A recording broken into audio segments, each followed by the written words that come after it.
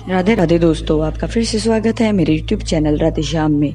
आज हम आपको एक नया अध्याय, एक नया पुराण सुनाएंगे जिसका नाम है सुख सागर। वो सुनाने से पहले मेरी आप सबसे विनती है कि आप मेरे चैनल को लाइक, सब्सक्राइब और शेयर करना ना भूलें, ताकि हम आपके लिए अच्छी अच्छी पुराने ला सकें। राधे राधे। राधे राधे दोस्तों, आपका फिर से स्वागत है मेरे YouTube चैनल राधे श्याम में। आज हम आपको आगे की कथा सुनाते हैं। प्रभु के साक्षात दर्शन होने पर राजा और उपस्थित समस्त सज्जनों ने प्रभु को प्रणाम कर उनकी स्तुति करते हुए राजा नामी हाथ जोड़कर प्रभु से बोले, हे त्रिलोकीनाथ, आपके दर्शन कर मेरा जीवन सफल हो गया। प्रभु, आपके दर्शन पाकर मनुष्य की समस्त मनोकामना पूर्ण हो जाती है। प्रभु, आपकी कृपा से मेरे पास किसी चीज की कमी नहीं है सिवाय एक पुत्र के। प्रभु, मेरी यह अभिलाषा है कि मेरे घर भी आप जैसा पुत्र उत्पन्न हो। राजा नामी की विनती सुन प्रभु बोले, हे राजन, तुम्हारी मनोकामना अवश्य पूर्ण होगी। राजन, मैं स्वयं तुम्हारे यहाँ अवतार धारण करूंगा। यह कहकर प्रभु अंतर्ध्यान हो गए और प्रभु कृपा से रानी मेरु देवी गर्भवती हो गई। उस समय समस्त देवों ने प्रभु की स्तुति कर राजा नामी और रानी मेरु देवी पर प्रभु पुष्पों की वर्षा की। 10 महीने पश्चात राजा नामी के यहाँ मेरु देवी के गर्भ से प्रभु वृषभ देव ने जन्म लिया। उस समय ब्रह्म आदि देवों ने उनकी खूब स्तुति की। श्री सुखदेव जी बोले, हे राजन, वृषभ देव जी जब अपनी बाल लीला करते थे तो राजा नामी व महारानी मेरु देवी अपने पुत्र को देखकर खुश होते रहते थे। इस तरह बाल लीला दिखाते हुए वृषभ देव की जी युवा हो गए तो राजा नामी के मन ही मन सोचा कि अब राजपाट वृषभ देव को सौंपकर प्रभु तपस्या के लिए वन में चले जाना चाहिए। फिर राजा नामी शुभ लग्न में वृषभ देव जी की राजपाट सौंप महारानी मेरु देवी को देख के साथ लेकर तप करने के लिए वन में चले गए और तप करते समय वे कुछ दिन पश्चात अपना शरीर त्याग कर वैकुंठ को पधार गए।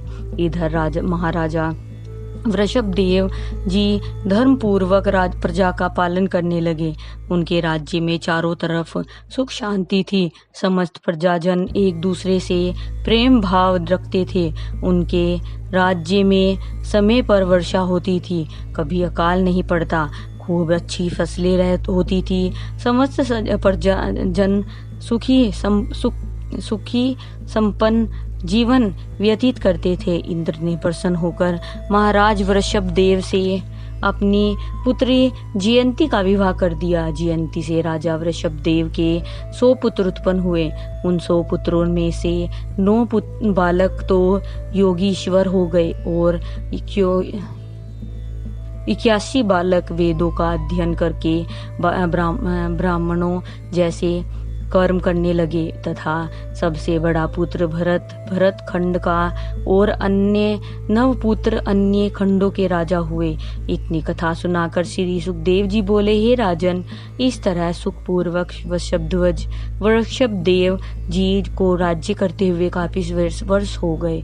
तो उन्होंने सोचा कि अब पुत्रों को उपदेश देकर राजपाट सौंपकर वन में ज्ञान यज्ञ आरंभ किया जाए। जब पुत्र पुरजन और प्रजाजन पास में एकत्रित हो गए तब उस समय महाराज वृषभ देव जी सबको संबोधित करते हुए बोले, हे भद्र पुरुषों और प्रिय पुत्रों, मैं आज सबको अपना समझकर कुछ उपदेश दे रहा हूँ। ध्यान से सुनकर उस पर भली भांति चलना, जिससे संसारिक सुखों को भोगकर अंत समय में संसार के बंधनों से मुक्त हो जाओ। इस संसार को बनाने वाले सच्चिदानंद आनंद स्वरूप परमेश्वर हैं। वह अनेश्वर हैं और जिनका कभी भी नाश नहीं होता।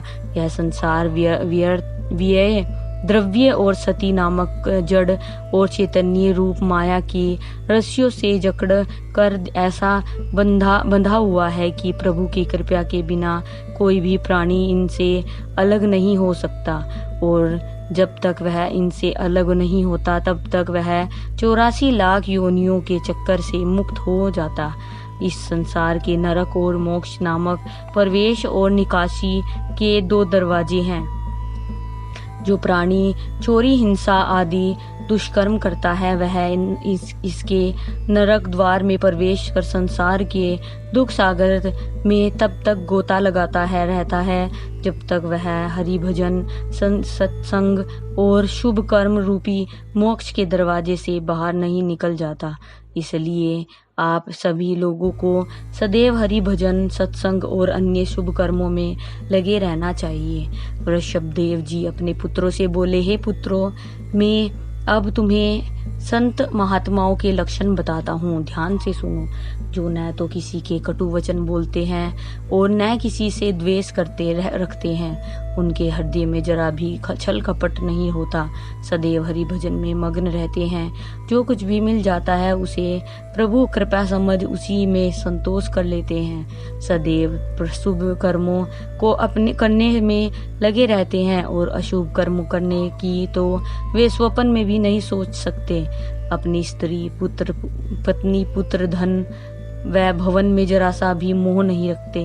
अपने कर्तव्य और धर्म का पालन करने में सदैव तत्पर रहते हैं। इस कार्य में वह जरा भी आलस्य नहीं करते। वृषभदेव जी बोले, हे पुत्रों, ये समस्त गुण जिन भी ग्रह सज्जन पुरुषों में हो उनको सदैव संत महात्मा के समान समझकर उनका सत्संग करना, और जिन वैरागी साधुओं में यह गुण नहीं हो उनका कभी भी संग नहीं करना। श्री सुखदेव जी बोले, हे राजन, इस तरह वृषभदेव जी अपने पुत्रों और प्रजाजनों को ज्ञान सिखाकर बड़े पुत्र भरत को भारत का अन्य 9 पुत्रों को जम्बूद्वीप के अन्य खंडों का राज्य देकर वन में परमेश्वर का तप करने के लिए चले गए, और वन में जाकर उन्होंने जड़ भगत का रूप बना लिया। इतनी कथा सुनकर राजा परीक्षित बोले, हे प्रभु, जड़ भरत किसे कहते हैं, आप मुझे बताने की कृपा करें। श्री सुखदेव जी बोले, हे राजन, जो आचार विचार, नहाना धोना आदि सब कुछ त्याग कर मल मूत्र की भी संज्ञा नहीं रखता, उसे ही जड़ भरत कहते हैं। उसे ही जो कुछ भी भोजन खिला देता है वही खा लेता है। जो भी कुछ पहनने के लिए देता है उन्हें ही पहन लेता है। अर्थात भोजन वस्त्र का कुछ उद्योग न करके प्रभु भजन में मग्न बैठा रहता है, तथा जगत की सुख संपत्ति की ओर आंख भी उठाकर नहीं देखता। इसी तरह वृषभदेव जड़ भगत का रूप बनाकर प्रभु की भक्ति में लगे रहे। आज की कथा हम यही समाप्त करते हैं। अगली कथा कल सुनाएंगे। राधे राधे राधे राधे राधे राधे। जय श्री कृष्ण। अगर आपको मेरी वीडियो अच्छी लगी तो बेल आइकन दबाना ना भूलें, ताकि आपको मेरे आने वाली वीडियोस का नोटिफिकेशन मिलता रहे। धन्यवाद। ओम नमः शिवाय।